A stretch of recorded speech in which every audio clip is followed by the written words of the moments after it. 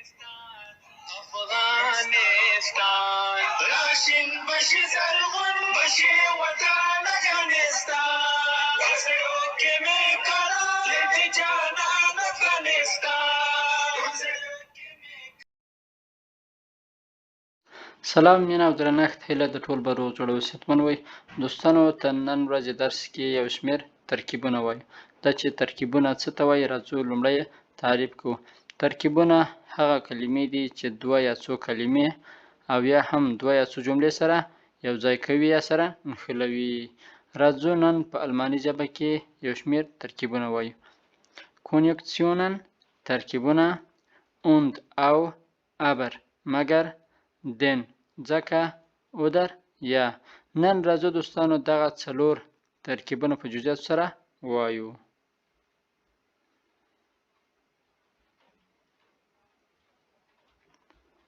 لومړی ترکیب und ده. und معنا او.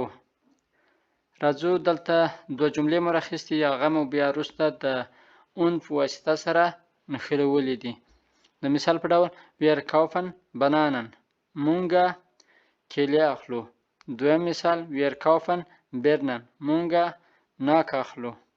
راځو اوس دغه دواړه جملې د und په واسطه سره نښلوو.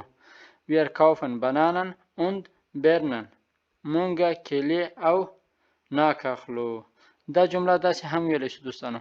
نوت دلته په نوت کې wir kaufen Bananen und wir kaufen Birnen مونږه کیلې او ناک اخلو. دلته دوستانو دغه نوټ کې هدف ورنه دا ده چې وروسته له اون نه همیشه څه راځي؟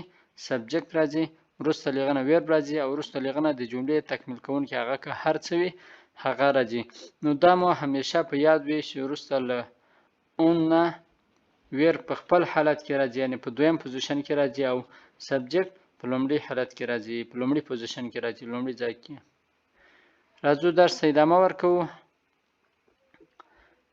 دویم ترکیب هغه aber ده. aber معنا مګر.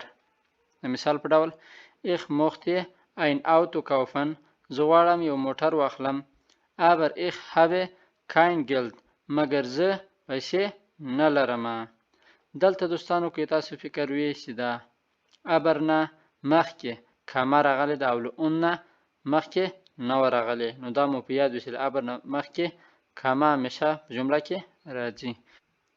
راځو دویم مثال ته will in Afghanistan gehen هغه غواړي افغانستان ته ولاړ شي.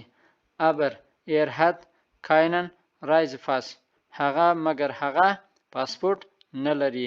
هغه غواړي چې افغانستان ته ولاړ شي مګر هغه پاسپورت نه لري. دا شو دوستانو aber کې یو شی په یاد ولرئ چې له aber نه مخکې حتما په جمله کې کامه راځي.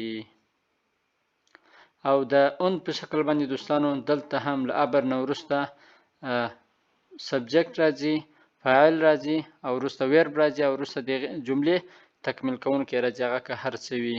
راځو د درس ادامې ته. دریم den معنا ځکه. د مثال په ډول ich lerne Deutsch زه الماني ژبه زده کومه. denn ich möchte in Deutschland studieren ځکه زه غواړم په جرمني کې تحصیل وکړم. دلته هم دوستانو په den کې په یاد ولرئ چې له den نه مخکې کامه راځي او د und او aber په شکل باندې له den نه وروسته هم سبجکت راځي، وروسته له هغه نه ویرب راځي او نور د جملې تکمیل کوونکی راځي. دویم مثال Ali ist müde علي ستړی ده. denn hat viel gearbeitet ځکه هغه ډیر کار کړی ده. علي ستړی ده ځکه هغه ډیر کار کړی ده. راځو د درس ادامې ته. څلورم oder معنا یا. مثال په ډول باندې جمله کې استفاده کوو ښه ورباندې پوهیږو. ich bleibe zu Hause زه په کور کې پاتې کېږم. oder ich gehe in die Schule او یا زه ځم مکتب ته. دلته oder معنا یا. زه په کور کې پاتې کېږم او یا زه ځم مکتب ته. دویم مثال ته راځو. geht nach Afghanistan هغه افغانستان ته ځي. oder geht nach Paris او یا هم پاریس ته ځي. هغه افغانستان ته ځي او یا پاریس ته ځي. له اودر مخکې دوستانو کامه نه استفاده کیږي او دا د نورو په شکل باندې له دې نه هم وروسته سبجکت راځي، بیا ویرب راځي او وروسته د جملې تکمیل کوونکی راځي. دوستانو دلته دوه خبرې په یاد ولرئ چې ډېرې ضرور دي.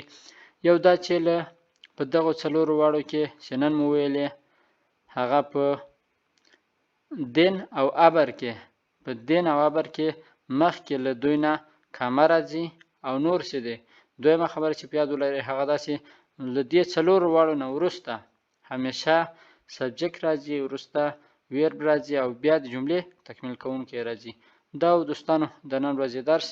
که کومه پوښتنه، انتقاد او پیشنهاد لرئ کولی شئ د کومنټ له لارې راسره شریک کړئ. تر بیا او بل درسه ښه او خوشحاله وخت. یا الله په امان.